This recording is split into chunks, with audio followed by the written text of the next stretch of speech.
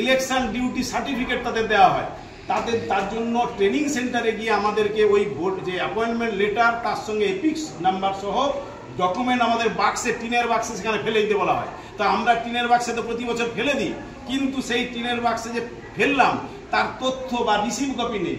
তার ফলে দেখা যাচ্ছে ভোট কর্মীদের বিরাট অংশ তাদের কাছে কিন্তু কোনো এডিসি সার্টিফিকেটও যায় না, পোস্টাল ব্যালট পেপারও পৌঁছায় না। তারা নিজেদের গণতান্ত্রিক যে অধিকার সেটা প্রয়োগ করার জায়গা থেকে তাদের অধিকার হারায় তারা। এটা কেন হবে, তাকে কেন রিসিভ কপি দেওয়া হবে না, এই ব্যাপারটাও আমরা তুলে ধরেছি। এই বিষয়গুলো প্রত্যেকটাই তিনি শুনেছেন। এবং আরো একটা বিষয় বলেছি আমরা, যে ভোট কর্মীরা প্রায় P-1 যেদিন পোলিং তার পরের দিন রাত ভোর হয়ে যাচ্ছে বাড়ি ফিরতে। অন্যান্য গুজরাটে কিন্তু একটা নিয়ম রয়েছে, সেখানে যে পরের দিন তাকে অন ডিউটি দেওয়া হয়। আপনারা কেন সেটা করবেন না? পরের দিন একটা অন ডিউটি দেওয়ার ব্যবস্থা করুন। 3 দিন অমানসিক পরিশ্রমের পর আবার তাকে কর্মক্ষেত্রে যেতে হয়। এ জায়গা থেকে তিনি বলছেন যে আমি এই ব্যাপারটা দেখছি। এই বিষয়গুলো প্রেস নোট জারি থেকে শুরু করে বিভিন্ন বিষয়গুলো আমরা তুলে ধরেছি।